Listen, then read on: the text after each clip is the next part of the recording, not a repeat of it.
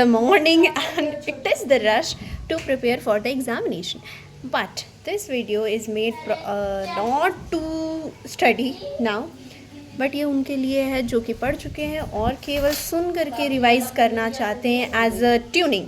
So the topic is your classification.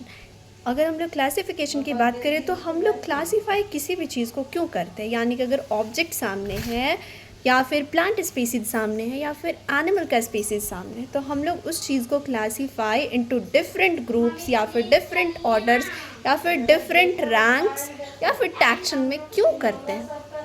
For the ease of study, for the ease of classification, for the ease of sharing the knowledge in different parts of countries easily.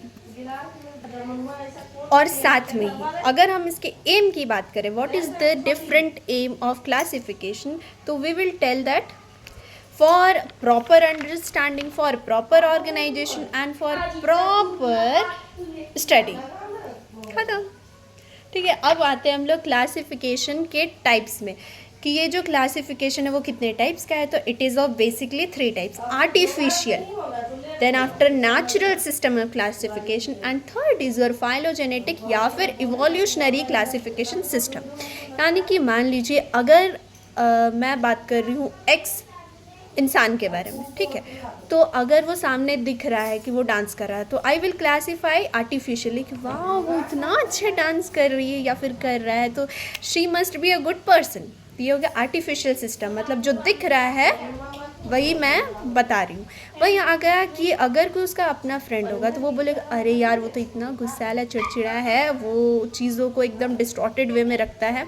तो ये हो गया कि वो थोड़ा deeper जा कर के उसके नेचुरल कैरेक्टरिस्टिक्स के बारे में बता रहा. तो ये होगा नेचुरल सिस्टम ऑफ क्लासिफिकेशन, जिसमें कि हम लोग ओवरऑल पैरामीटर्स ऑफ फीचर्स को कंसीडर करते हैं. यानी कि आर्टिफिशियल मतलब हो गया केवल एक बेसिस पे, जैसे कि अगर प्लांट्स की बात कर ले तो हम लोग इस बेसिस पे उसको क्लासीफाई कर सकते हैं कि प्लांट्स का हैबिट क्या होता है, क्या वो हर्ब है या फिर श्रब है या फिर ट्रीज़ है. ख़त्म. या फिर इस बेसिस पे क्लासीफाई कर सकते हैं कि उस प्लांट का यूजेस क्या है, क्या वो हर्बल है, मेडिसिनल है या फिर ऑर्नामेंटल है या फिर एडिबल है. That's all. और नेचुरल क्लासिफिकेशन ऑफ सिस्टम क्या होगा, नेचुरल में आप लोग सारे के सारे फीचर्स को कंसिडर करोगे, मतलब ओवर एंड ऑल कि उसका जन्म कहाँ पे हुआ, उसका हैबिटेट कैसा है, उसका रिप्रोडक्टिव ऑर्गन कैसा है, उसका cytology, embryology, palynology, serology and everything, phytochemistry and all. अब देखिए ये जो आर्टिफिशियल ऑफ क्लासिफिकेशन सिस्टम था ये किसने दिया था, that was given by your Carolus Linnaeus.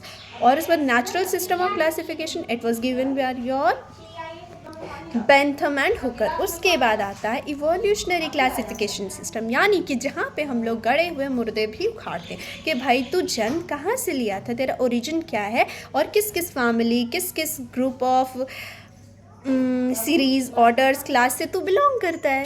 तो that is your phylogenetic classification of system और इसे दिया गया था इंगलर एंड प्रांटल के द्वारा. That is all. उसके बाद फिर हम लोग आती है क्लासिफिकेशन की बात करें प्लांट्स की, यानी कि प्लांट किंगडम की, तो वो मेनली जो अभी हम लोग फॉलो करते हैं एट द करेंट टाइम वो है आपका APG4 सिस्टम. APG4 सिस्टम का फुल फॉर्म होता है angiosperm plants group volume 4, sorry angiosperm phylogeny group 4. अभी हमने बात किया था ना कि जो करंट सिस्टम है उसमें आपका नेचुरल सिस्टम के साथ यानी कि सारे फीचर्स के साथ फाइलोजेनी भी इंक्लूड किया जाता है, यानी कि एंजियोस्पर्म फाइलोजेनी ग्रुप वॉल्यूम 4. और इसका बेसिस आपका मॉलिक्यूलर डाटा है, यानी कि मॉलिक्यूल्स के बारे में, प्लांट्स के मॉलिक्यूलर बेसिस पे प्लांट्स को बांटा गया है. So this is the currently accepted classification system.